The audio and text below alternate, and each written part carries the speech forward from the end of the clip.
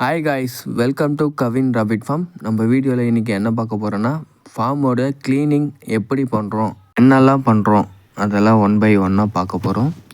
முதல்ல நம்ம ஃபார்முக்கு கீழே இருக்கிற எல்லா வேஸ்டேஜும் முதல்ல பெருக்கி எடுக்கணும். பெருக்கி எடுக்கிறது ஒவ்வொரு நாளும் தவறாமல் இது பண்ணால் தான் நம்மளுக்கு ஸ்மெல்லு இல்லாமல் இருக்கும். நம்ம இது 2 நாள் 3 நாள் நம்ம விட்டோம்னா கண்டிப்பாக ஸ்மெல் வரதான் வரும். நம்ம கோசு தழை போட்டால் ரொம்ப ஸ்மெல்லு வரும். இருந்தாலும் நம்ம எந்த தீனி கொடுத்தாலும் இதனுடைய யூரின் அமோனியா கண்டென்ட் அதிகமாக இருக்கிறதுனால ஸ்மெல்லு அதிகமாக தான் வரும். நம்ம டெய்லி க்ளீன் பண்ணுறது நமக்கு நல்லது, ஃபார்முக்கும் நல்லது.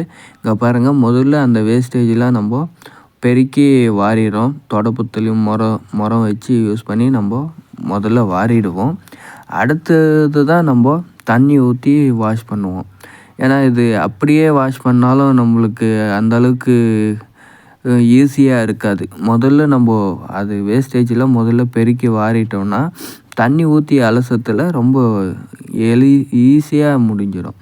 நெக்ஸ்ட்டு பாருங்கள், இது தண்ணி ஊற்றி அலசின பிறகு எடுத்த வீடியோ எந்த அளவுக்கு க்ளீனாக ஆயிடுச்சு பாருங்கள். முதல்ல பெருக்கி வாரிட்டு நெக்ஸ்ட்டு இது போல் தண்ணி ஊற்றி க்ளீன் பண்ணிட்டோன்னா ஒரு 10 மினிட்ஸில் ஆறிடும். ஆறிச்சுன்னா நல்லா ஃப்ரீயாக இருக்கும், ட்ரையாக இருக்கும், நல்லாவே ஃபார்ம் ஸ்மெல்லு இல்லாமல் இருக்குங்க. டெய்லி பண்ணுறது தவறாமல் பண்ணணும். இது தான் முக்கியமான ஒரு விஷயம். நம்ம கொஞ்சம் பால் மாறினாலும் அதுக்கான பலன் ரொம்ப எஃபெக்ட் அதிகமாக இருக்குங்க. சொறி நோய் மேலாண்மை பண்ணுறதுக்கு நம்மளுக்கு டைம் சரியாக போய்டும். அதனால் நம்ம க்ளீனிங் சரியாக பண்ணிட்டோன்னா நம்மளுக்கு பாதிக்கு பாதி வேலை மிச்சம்.